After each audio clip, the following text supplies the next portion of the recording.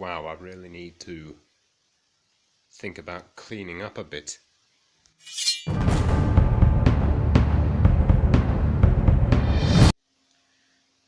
Hello YouTube, it's Jad Uppercut, the Prop Maker again, and today I'm going to tell you a little bit of a story. I'm going to be making a film.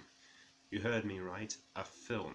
I'm going to be making a fan-made parody film of a whole bunch of major fantasy franchises. It's not going to I'm taking it seriously, but it's a parody, so it's not going to be really serious. I'm not expecting it to do very well, but I'm doing it anyway.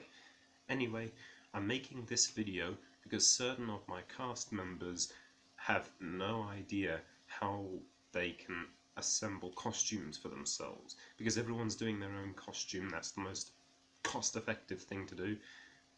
I did tell them that they could rent costumes if they can't assemble their own, but for those who can't afford to rent costumes, I'm making this video so that I can show you how. So what I'm going to be doing today is I'm going to show you what I did. I'm going to show you how to make a rough warrior's garb. Before I continue, I'm just going to say to any rice buds out there who are all about historical accuracy, it's not going to be historically accurate because it's a fantasy film. So if you're a historical rice bud, then click away from the video now.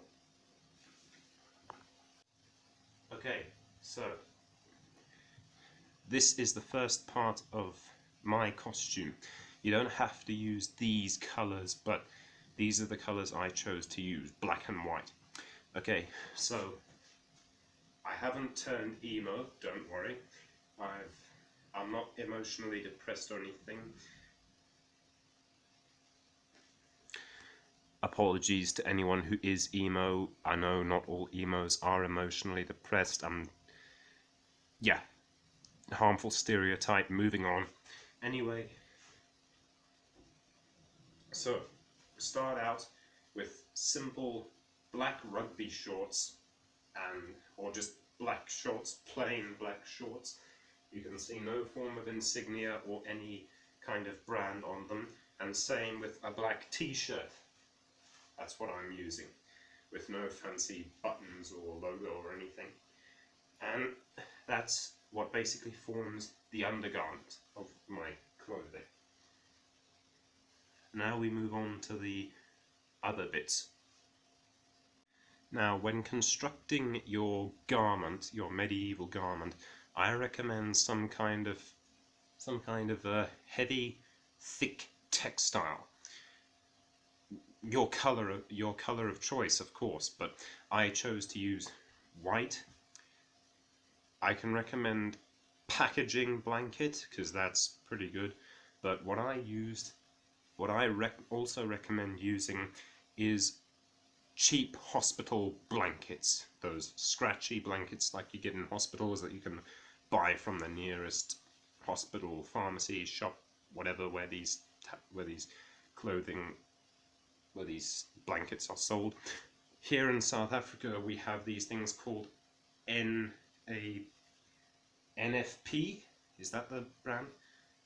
NFP blankets. That's what I'm using.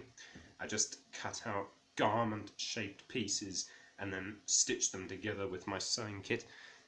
So yeah, I'm using that kind of blanket. So now this part is the tails of the back of my warrior's raiment. So what I do is, as you can see, it's got two layers. One is shorter than the other. And what I do is, I get my belt and I thread it under here so that the garment is hanging across the belt like this. And then what I do is, I simply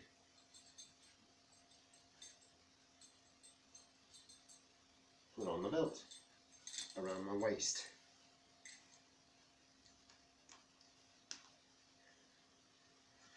P.S. If you're going to use this design, you're going to need multiple belts. Just a heads up right now. Okay, so that's the first part done. Now we move on to the next part.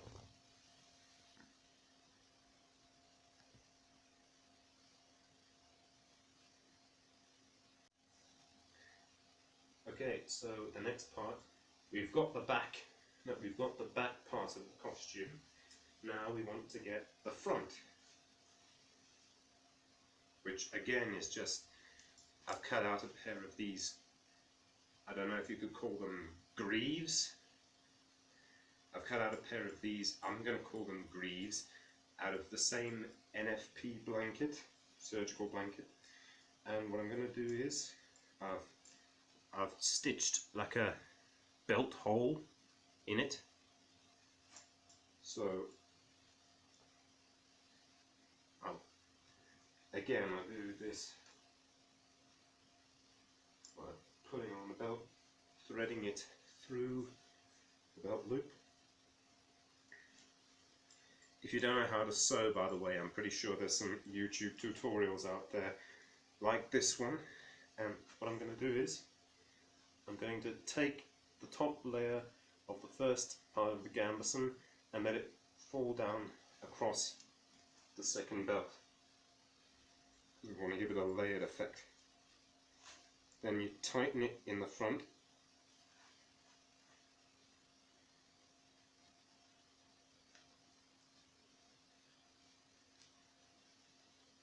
And just do up the belt.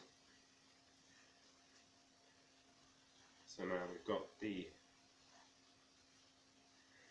got the coat tail cape things, and we've got the greaves.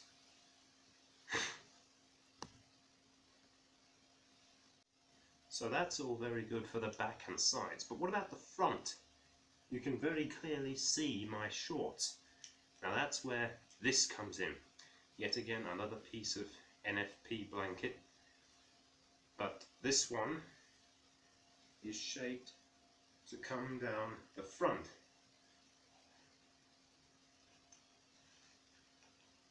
Same procedure. I recommend putting this one on first, by the way, because now this belt is very tight, but yeah, that's basically the idea. Voila! We've got the bottom half of the costume assembled. Now for the top. Now what we want is a layered effect. I'm going to use this, which is actually an old bath towel, a cream coloured bath towel, but it looks a bit like white fur from something. So that's going to go like that. You can tailor it to your own torso.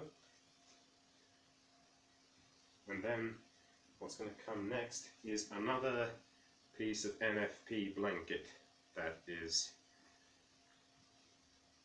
slightly smaller, and it goes over the top, or slightly bigger rather, but has enough neck space so that you can see the towel poking out. And you just tuck the front into your belt like that. And that's really all you need for a basic villager.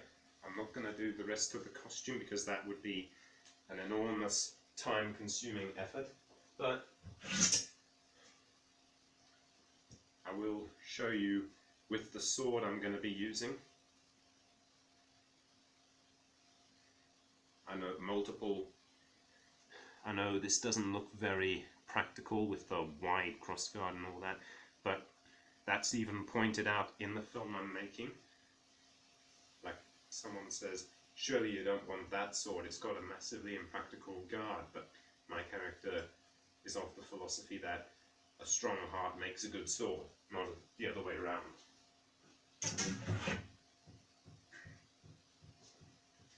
So that's all I really have to show you for foot wearing.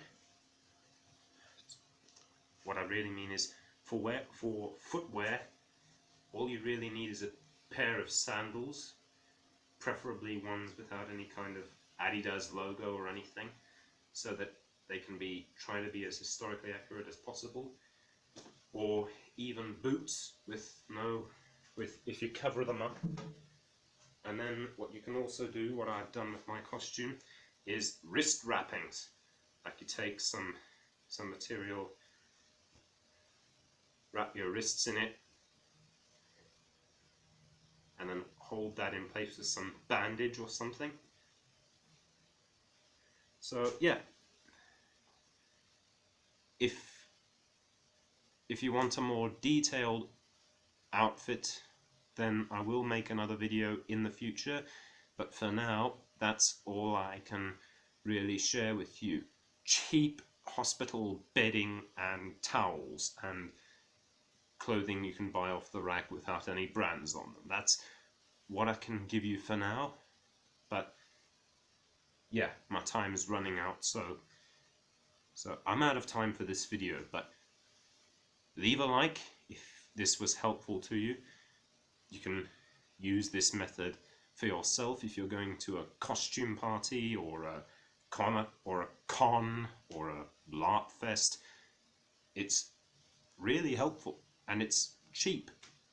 Not cheap. I mean, I pretty much had all of this lying around, so I was able to assemble this costume for absolutely free, not counting how much my parents probably paid for these cheap hospital blankets that we never ever use. So, okay, I'm gonna leave the video here.